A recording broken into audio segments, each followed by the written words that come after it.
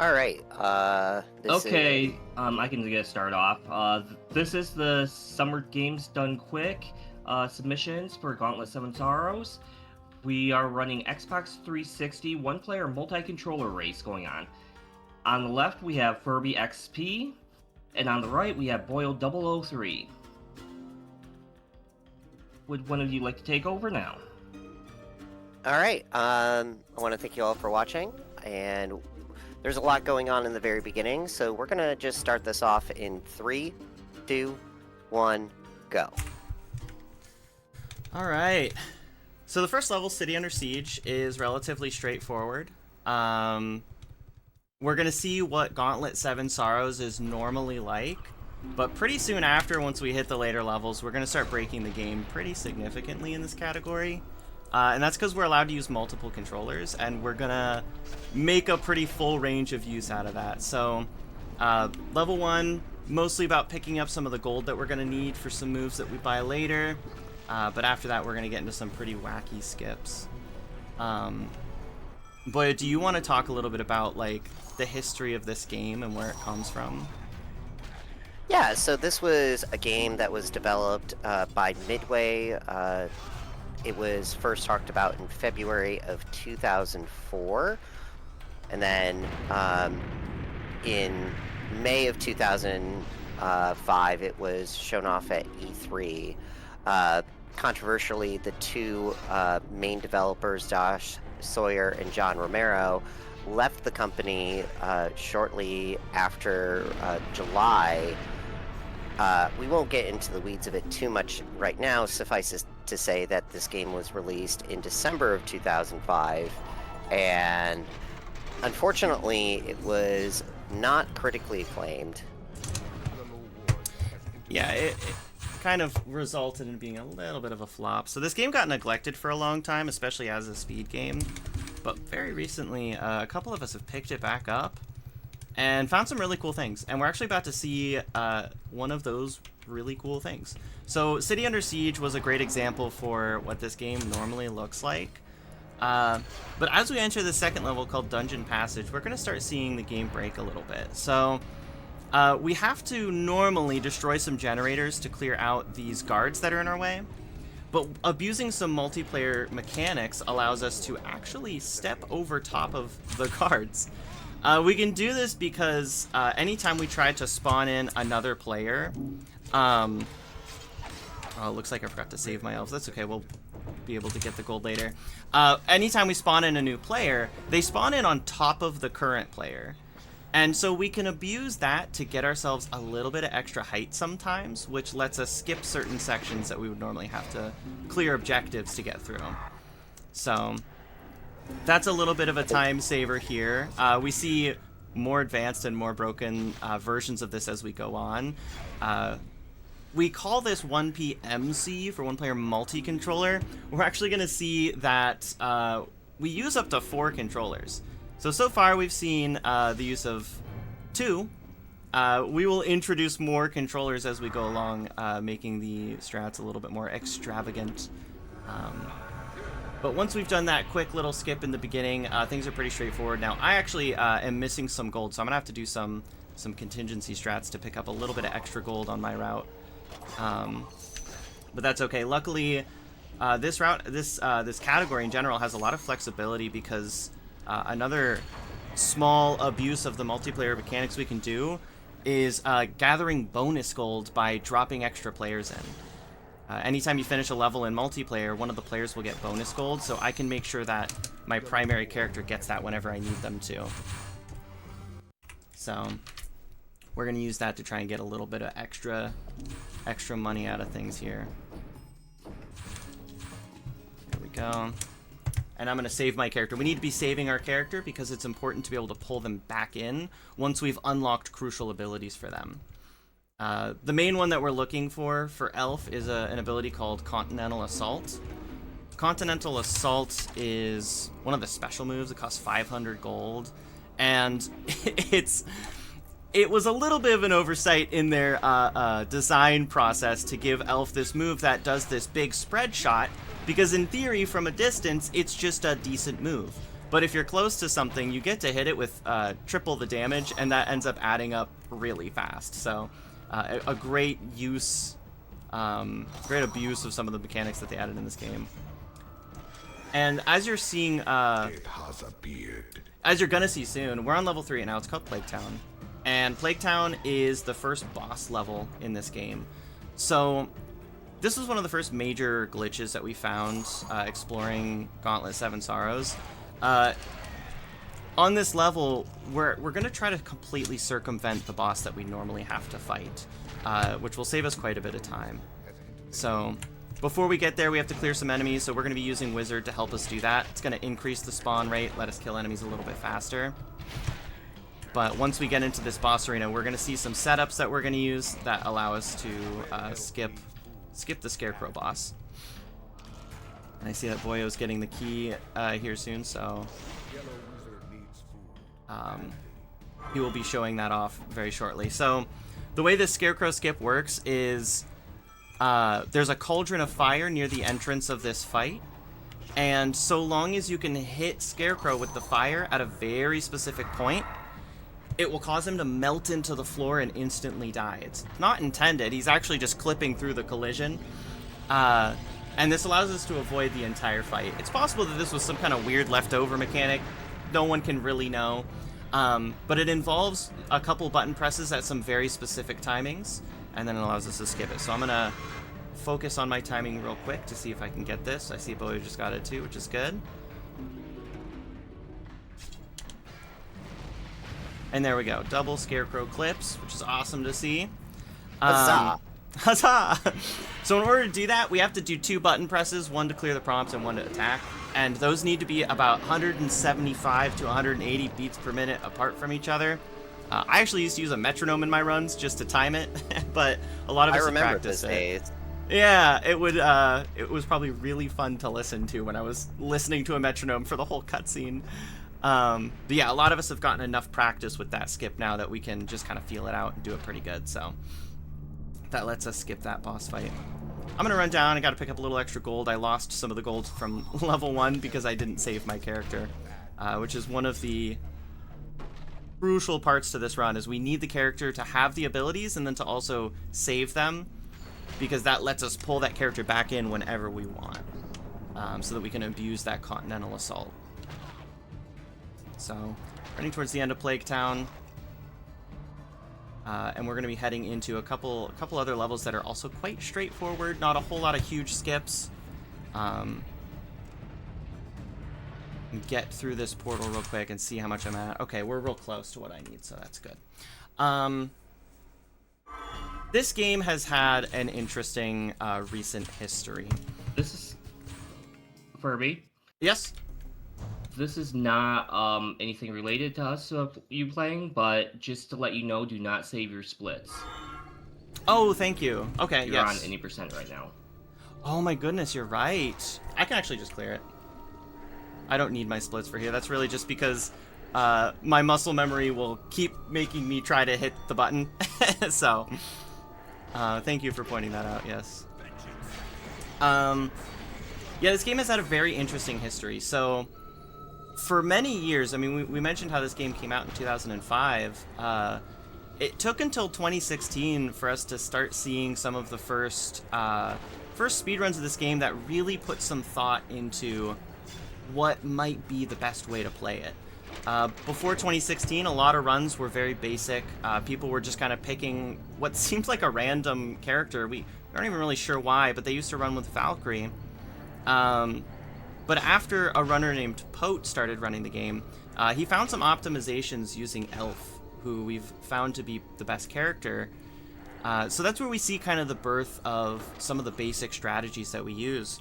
But it wasn't until early 2026 that this game really started to transform and change, and that's because a couple of runners have come together, me, Boyo, and Blue Screen, and found tons and tons of great optimizations. And all of these multi-controller things we're showing off here, all of those were found within just the past couple of months. A game that previously was thought to not really have any glitches at all has now kind of been completely broken because of some wacky things that we found. So, Boyo's a little bit ahead, so I'm imagining he's coming up pretty soon on the cutscene skip that we found recently. By positioning a character where the end portal is going to spawn, we are able to end the level during a cutscene, which saves a little bit of time. I am just going to pick a little bit of this up. I'm going to do it like this since I don't have Continental.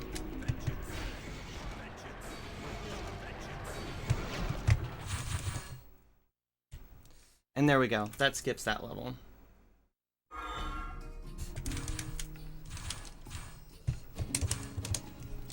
And so now we're moving on to Sunken Harbor. Boyo, do you want to talk about how this used to be the money level? Oh, yeah. So Poe, when he was doing his runs way back in the day, he had fun little split names. And this level in particular was called Money, Money, Money because there's a lot of chests that have gold in it. And not only that, the gold in here is 50 gold as opposed to the 25 that you may have seen when we were picking it up in level 1. Yeah, this level used to be probably the one of the most important as far as unlocking abilities go. But funny enough, thanks to some skips that Boyo's already started here, we can skip almost the entire level. There's a bit of curved collision over here on this rubble, and because this collision is curved, we're able to keep spawning characters in and dropping old ones out, and it allows us to walk over top of the rubble. Let me get my elf in. Oh, it doesn't want to. There it goes. And then that skips basically this entire level. Still a little bit of money we can pick up at the end if we want, but for the most part, we don't really have to interact with this level, which is a huge time save. Yes, normally we have Continental Assault at this point, which is the only move that you actually need for one PMC. Yeah. Yeah, in other categories we get some more moves because there's more of a use for them, but here we don't need them. And so now I have Continental as well, so we're all caught up on the strats there, and we're moving into Ancient Forest. Ancient Forest has a boss called the Twisted Man. Funny enough, the Twisted Man happens to be a large tree guy, and because of that, one of our runners, Blue Screen, got into the habit of calling him Groot. So we tend to call this the Groot boss. And Boyo's about to do what we call the Groot skip, which is where we skip over the barrier that we normally have to do a bunch of stuff to clear, and just pop ourselves right into the boss fight. Now, this is the first time we're actually going to see 3 controllers used. So we've used 2. I've mentioned 4. So here's 3. We're using 3. In order to get over this wall, we need a little more height than one character is going to get us. So we're going to spawn 2 characters in and try to walk over top of the wall, which will let us skip some of the objectives that are required. Normally, this is one of the longest levels in the run, but this turns it into one of the shortest. Alright, let's see if we can get this Groot skip real quick. There we go. That's this one, so we're just going to drop out these.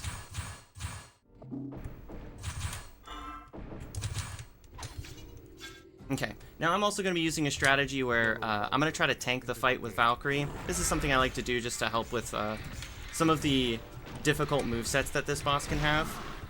But Valkyrie doesn't quite want to go where I want her to. There we go. Gets a little extra damage in, but then also I can stand Valkyrie where I need her to be for a later trick, which is going to be another cutscene skip. So this is another level where we know where the end portal is going to be.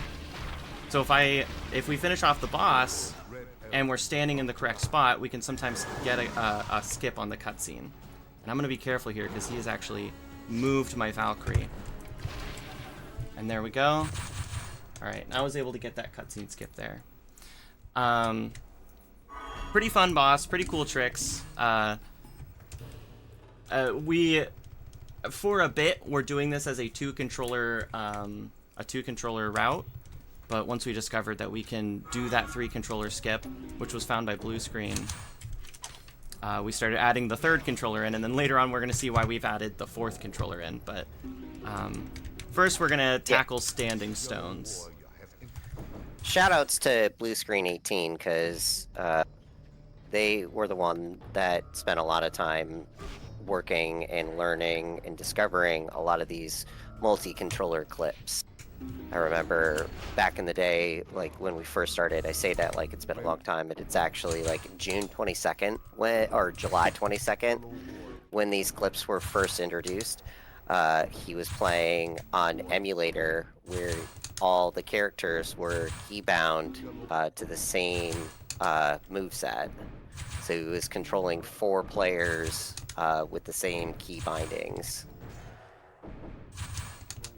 Yeah, it was, at first we didn't even think that they were going to be strategies that we could really use because we couldn't really figure out how we would do that with our hands, but after a lot of practice with using multiple controllers, we were able to find good setups and strategies, so. Now we're in Standing Stones. This is kind of a notorious level for us. There's lots of objectives that also happen to be around lots of enemies, and they're going to try to interrupt us, so. For the first section here, we're going to use a wizard to defend our main character so that they can push these stones without getting interrupted. And then later on in this level, we're actually going to see the stone skip, which is probably the hardest trick that we have to do in the run. It allows us to skip a pretty major portion of the level and has gone through a couple different iterations in how we do it. Our latest iteration has a lot more consistency, but it's still definitely not an easy trick to pull off. So we're going to be running up to this this second set of stones. So we've just cleared one set of stones, and now we have to go clear another much larger set of stones. But doing so would take time and quite frankly be kind of annoying, and we've all experienced that pretty heavily with our other category, our new game any percent. So in the multi-controller category, we found a way to completely avoid doing so. It required us to solve a very unique problem for Gauntlet 7 Sorrows, and that's covering horizontal distance. When it comes to getting height, we can do that pretty good when we have to like climb something or anything like that. We can usually do that. But when it comes to covering like a gap forward, that's really hard for us because we don't have a jump button, or at least a proper jump button. But we were able to come up with some strategies, one that we typically call swap floating, to cover distances. So here we are climbing up this rock, and once we're at the top, we're going to try and cover this gap using the Valkyrie character. And as the Valkyrie is trying to cover the gap, she's not going to quite make it all the way. So we're going to pull in an extra warrior who's going to get that last little bit of distance for us. So it requires a very funky hand position and some interesting setups. And I'm going to go for it here. And there we go. That's the stone skip. It's definitely the hardest thing to do in the run. And that sets us up for the next level, which is Stone Golem. Boyo got it too. Okay, awesome. That was some clean stuff. That's a tough point in the run to get through. Lean. Congrats on both of you for getting that first try. Thank you, thank you. Yeah, that's tough. So I'm very happy we were able to do that. Now I've elected. I'm not sure if Boyo, are you doing wizard strats on Stone Golem? Okay, cool. Yeah, we're gonna use wizard on this level. I love using wizard for this. He's just a little bit better and a little bit cleaner for this fight. So this is kind of a unique boss in Seven Sorrows where he's made of rocks and we can't actually damage him directly. So we need to do some funky stuff. There's these summoners on top of these pillars, and these summoners are what control the Stone Golem. So if we can get the Stone Golem to knock all these summoners off of their pillars, we can take care of the summoners, and then that takes out the Stone Golem. In order to do this a little bit faster, it can be helpful to bait some attacks out using some of Wizard's stuff. So Wizard has this little splash magic move that he can do, and doing that will hit the Stone Golem and cause him to do this stomp every time. It's one of the few ways we can actually force a specific attack from a boss. And that way we can clear off these summoners a little bit faster and a little easier, because his other attacks are a little bit slower than this one. So, Boyo, do you want to talk about how we get the wizards in the hole, in the pit in the middle that we're about to do? Yeah, so I'm just gonna herd them all together, and ideally what will happen is if they're right next to each other and they don't collide when we mana blast, they'll all jump up in the air and fall right into the pit. You can get them all first try. Unfortunately, it did take me 2, but that's okay. Yes, it's definitely a little tricky sometimes. One of the other reasons we like to use Wizard is you can sometimes clean up on that fight a little better if you miss some of them, so that helps. It's very interesting. These like pits are pretty common in this game, where you can knock enemies into them, and it's meant to be sort of like this instant kill. And it comes from a mechanic that they were gonna have that they didn't have. They didn't actually get into the game. Do you want to briefly talk about what this combat was supposed to look like, Boya?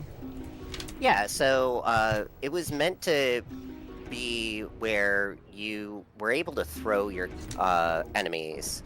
And unfortunately, that, alongside weapon drops and an actual proper inventory system, were all scrapped due to the fact that Midway had to get a game out at the end of the year of 2025, and every single game that they were producing at the time was running behind. And they're like, somebody's got to make a game and ship it by Christmas, and Gauntlet Seven Sorrows got the short end of the stick.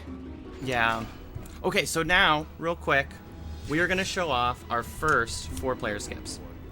So these are actually the only 4-player skips currently.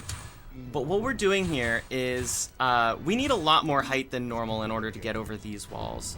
And so in order to get that height, we're going to pull in 3 characters all at once to just barely be able to walk over top of these walls. It causes us to have to do some pretty funky aerobics with our controllers and to position our hands in very funny ways. But it saves a ton of time because normally we have to take out a lot of enemies. It would be nice if we could do the stuff you've seen earlier with the co-op laddering in order to get over these, where we like climb slowly. But unfortunately, co-op laddering requires something that we call sticky collision, where sometimes you can stick to walls if you keep walking towards them. And these walls just, unfortunately, they're not sticky enough in order to do that, so instead we have to get a little more creative, which lets us do some of these really cool tricks.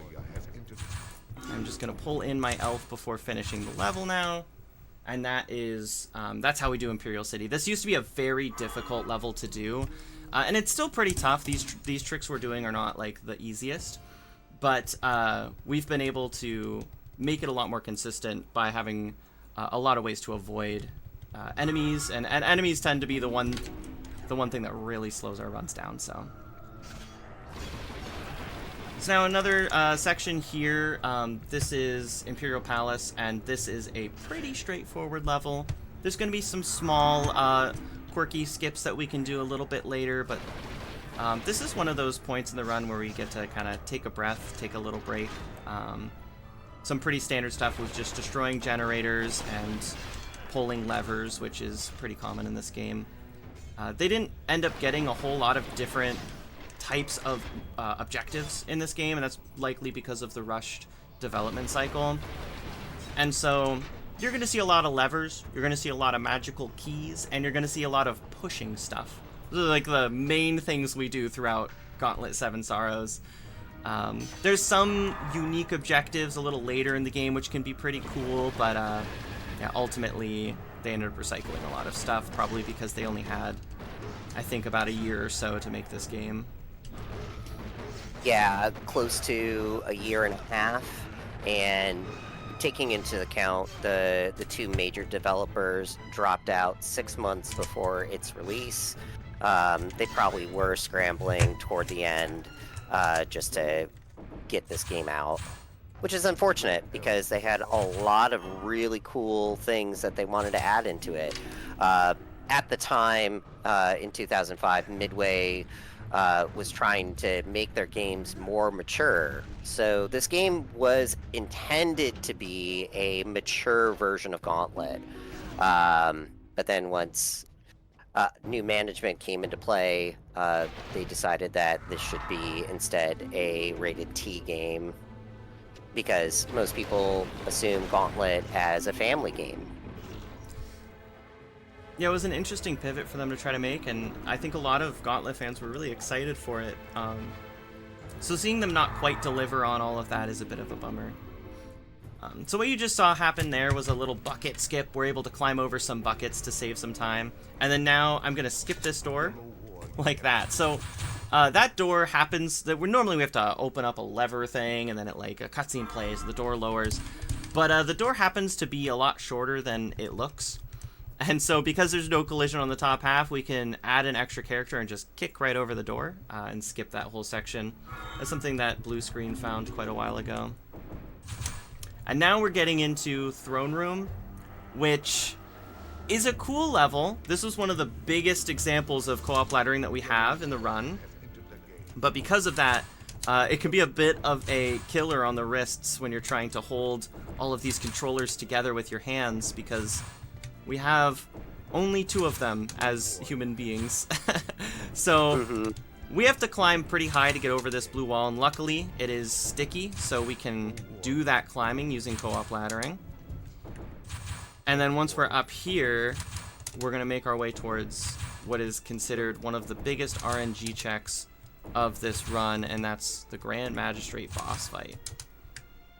So there we go, just finished climbing over that, and I'm going to get my saved character ready so that I can pull them in. And we're going to use 2 characters so that we can defend the one trying to close these doors that we need to close in order to move on as a little safety thing. This level is probably one of the biggest run killers, but luckily for Gauntlet 7 Sorrows, a run killer loses you, 20 seconds at worst. So it's not too bad. A lot of contingency strats exist for these kinds of things, and we also luck out in that this game has very frequent spawn points. So a lot of times if we die or something, we only spawn just a little bit further back, and we just have to walk up a little further to make the distance we just lost. So it makes the runs a little bit more digestible. So now, fighting Grand Magistrate, we are going to really hope and pray that he does as many fireballs as possible, because that's one of the few moves that doesn't stun us. A lot of his other moves are going to push us back and stun us and knock us on the ground. And so I'm not getting the best luck here, but getting a couple fireballs, which is good. And I'm out of mana. We're going to have to just attack him a few times, see if we can get through him.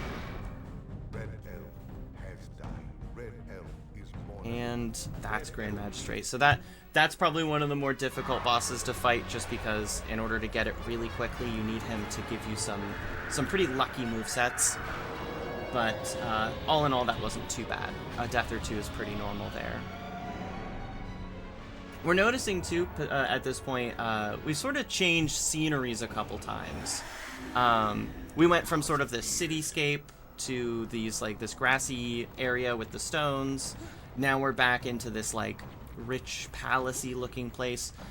It seems like originally there were going to be different sections of the game that focus on the different characters, their stories, their lore, but a lot of that got cut.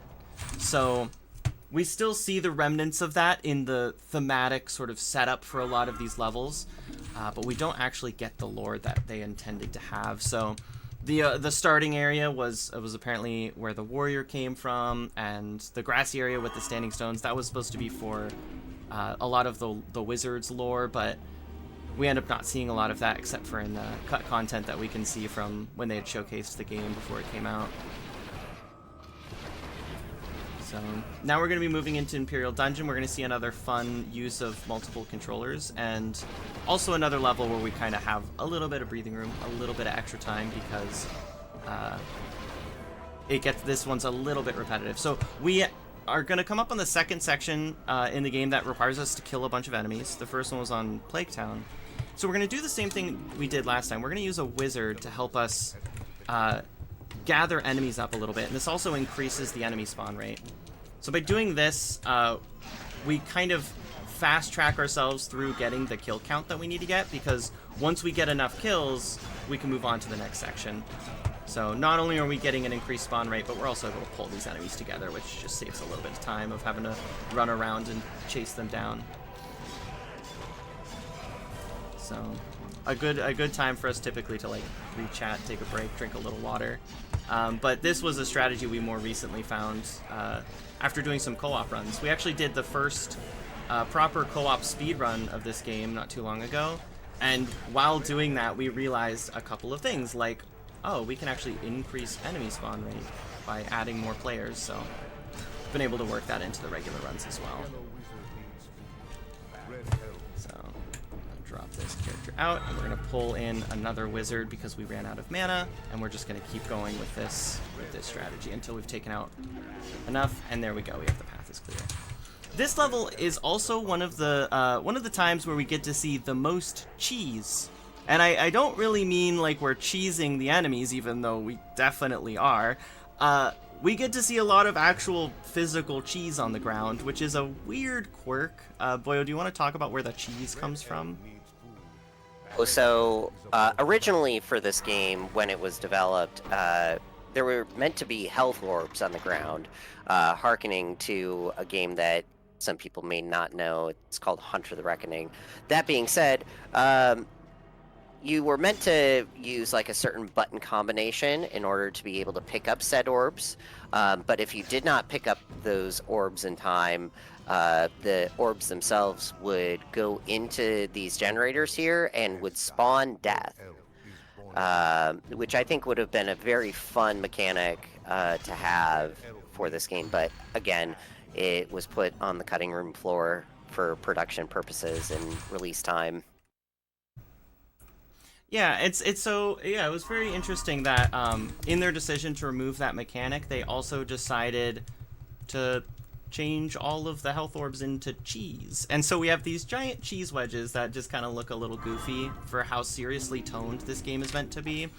And so we typically get pretty excited about cheese, especially anytime it saves us and keeps us from dying in a run that we don't want to die in. So the cheese is always exciting, and that's probably the biggest cheese level.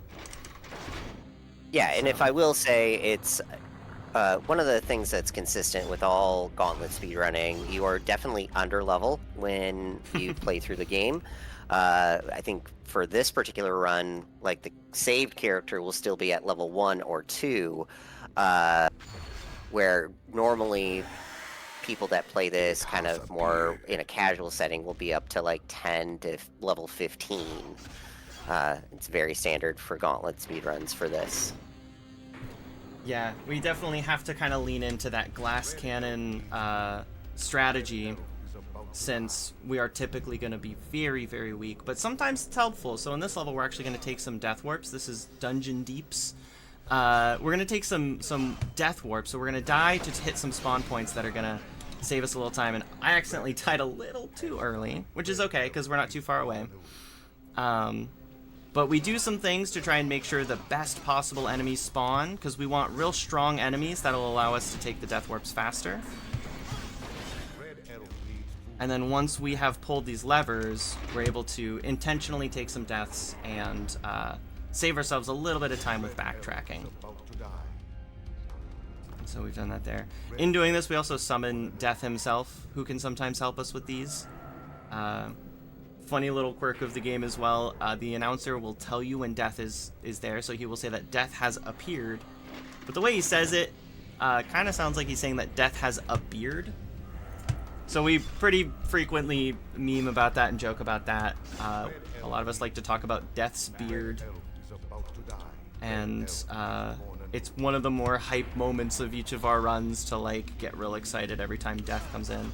And honestly, whilst he's meant to be one of the big antagonists here, he kind of helps us out a lot by helping us with some of these death warps. So he's more of an ally than anything in this situation.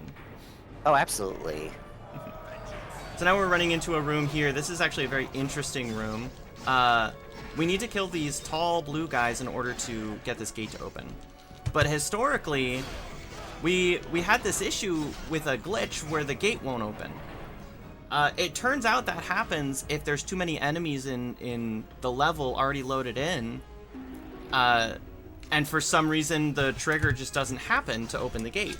So blue screen actually realized that, and so now we do some things to make sure that there's not too many enemies and we can open up that gate.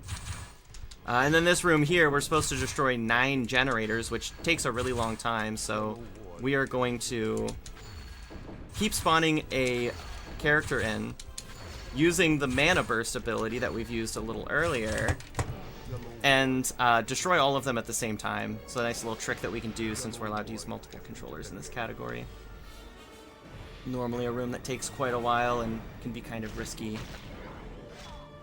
And then another long walking section. We're gonna have to walk through a bit of these corridors to make our way to the final boss for this level, so another time for us to take a little breather, analyze how we've been doing, collect our thoughts and feelings. And then we're going to be coming up on the troll fight. It was very aptly named because he does like to troll us quite a lot. He has 5 or 6 or 7 moves that he can do, and only one of them is really bad for us because there's one move that we don't really have anything we can do about it. There's nothing we can do to like avoid it or counterattack it or anything like that. So we really just hope he doesn't do that one move, and of course, he really likes to do that one move a lot. So we're going to cross our fingers, hope we get some good attacks, because if we do, we can block and counterattack them and get a lot of damage in. So luckily got a counterattack to start my fight, which is quite good. We also pick up a weapon at the back of this arena. Lets us do a little more damage. And there's that move, that big tennis-looking swing.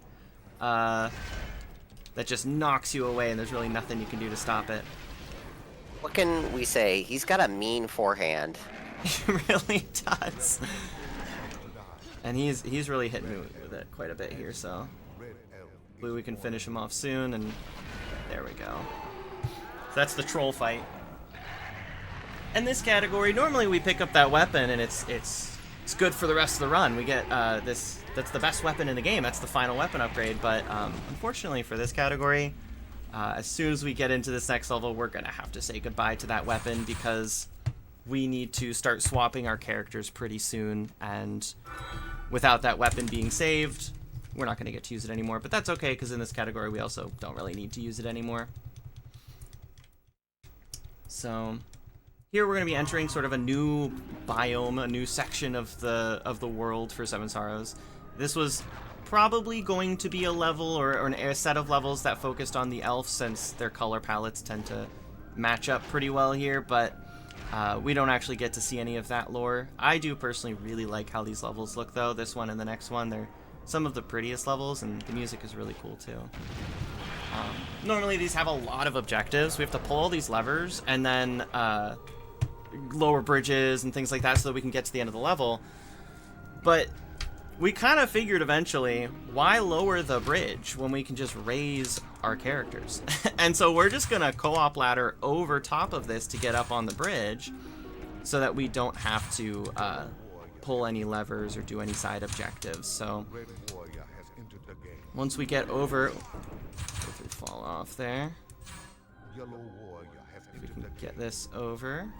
There we go, that's looking pretty good. And then, after we've done that, we get to just drop right off this ledge. For some reason, there's no collision above the tiny little ledge that sits there, and one day, the runner blue screen found out we can just kind of run right off that ledge if we spawn an extra character, so that saves quite a bit of time. Almost skips the entire level. And then all we have to do is pull the final lever, which spawns the portal. So gonna teleport and see what this level was meant to look like, which is going to this sort of separate cavernous room where we would pull all these levers, but we only have to do it one time instead of 3, which is really nice. Here we can Oh, see yes. right I wanted to say there was a point where we would try to ladder on the second bridge, which you guys unfortunately don't get to see, but that was far too complicated. And then once we found out we could just, to coin a young term, yeet the character over the bridge, it ended up being much more successful. It's and a far lot more easier. satisfying. Yeah, it's definitely a lot easier. The old strat for this level required us to do a lot of physical and mental gymnastics to figure out where to put the characters and how to deal with our controllers to get over this second bridge, but now we skip the whole thing, which is good. So we're going to see a new and kind of unique way to gain some height here. Normally we ladder by standing on top of the other characters, but here we're going to abuse the spawn logic where it's going to want to spawn a character on top of Elf, but there's going to be valid collision just a little bit higher, or actually it'll be a warrior. There's going to be some valid collision just a little higher, and because of that, it will... Oh, let me zoom my camera in. That's actually going to break it there. There we go.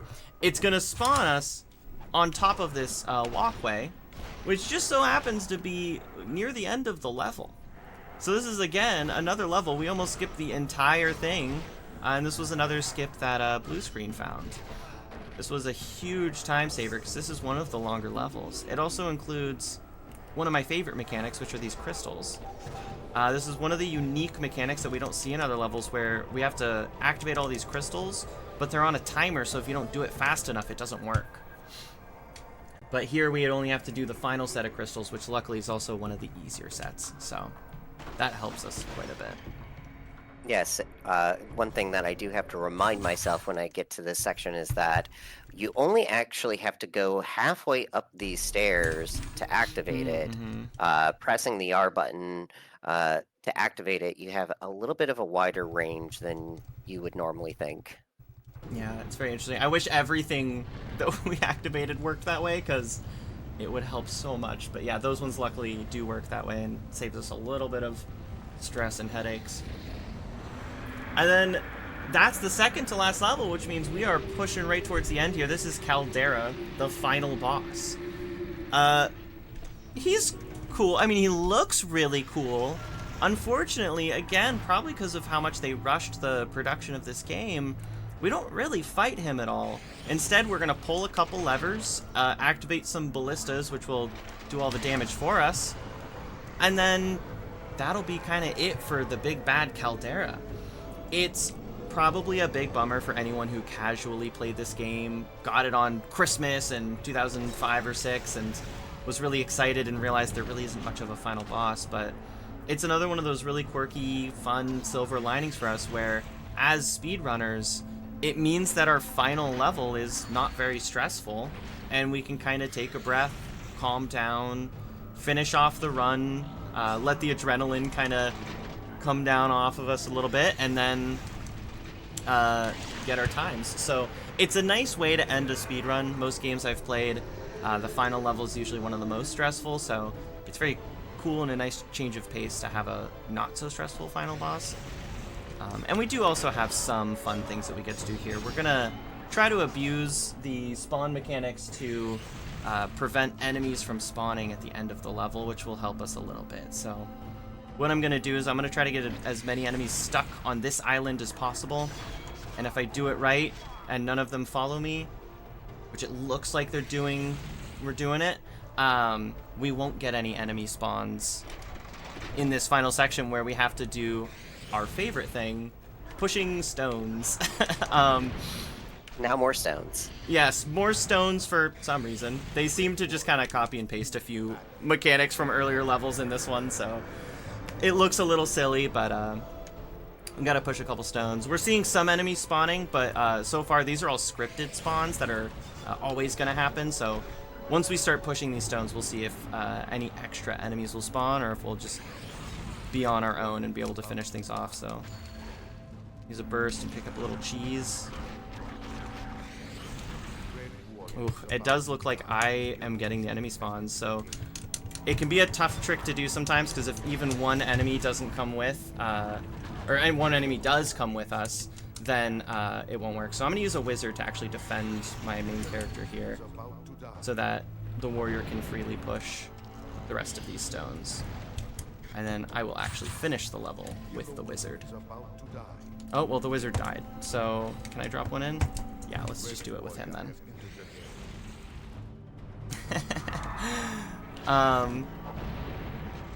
Caldera doesn't do much, but he definitely does do quite a bit of damage. So, deaths on this last level can sometimes happen, which isn't too bad of a loss. And there we go. That's time for me. And it looks like Boyo's just behind a little bit.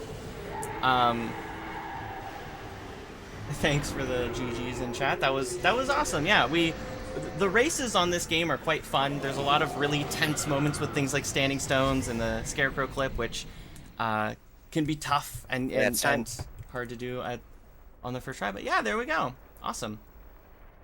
So that is the race for 1PMC for Gauntlet 7 Sorrows. That looked like a 44:04 for you, Furby. Awesome.